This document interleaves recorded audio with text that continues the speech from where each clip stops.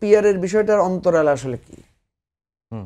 কারণ এই যে বিএনপি দেখবেন একেবারে পিয়ারকে একেবারে মানে মানে পিয়ারের মতো জঘন্য জিনিস যেন আর নাই। আর জামাত মনে করছে যে পিয়ারের মতো মানে এত খুরমা খাজুর সৌদি আরবের খুরমা খাজুরের মতো নাই। মান্না ভাইয়ের সাথে আমি একমত, আমাদের বর্তমান এক্সিস্টিং যে সিস্টেম এটাও ত্রুটিপূর্ণ আছে, পিয়ারেরও অনেক থ্রেট আছে।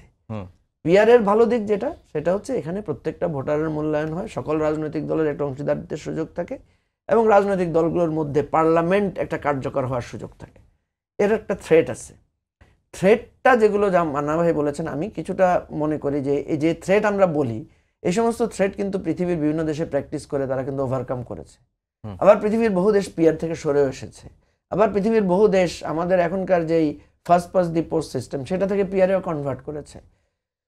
সো আমি যেটা মনে করি যে আসল সংকট হচ্ছে আমাদের সংস্কৃতিতে, আমাদের ক্যারেক্টারে। আমাদের ক্যারেক্টার যদি ঠিক থাকে, আমরা যদি আমাদের চরিত্রটাকে বদলাতে পারতাম তাহলে পিয়ারেরও কোনো সমস্যা নাই, ফার্স্ট পাস দি পোস্টেও কোনো সমস্যা নাই। আপনি দেখেন ফার্স্ট পাস দি পোস্টেও কিন্তু কোনো দল এমন হতে পারে যে তারা সংখ্যাগরিষ্ঠতা পায় না, তখন তাকে কি করতে হয়, অ্যালায়েন্স করতে হয়। এবং অ্যালায়েন্স করলে কিন্তু তখন আবারও ওই সরকার পতনের সম্ভাবনা থাকে।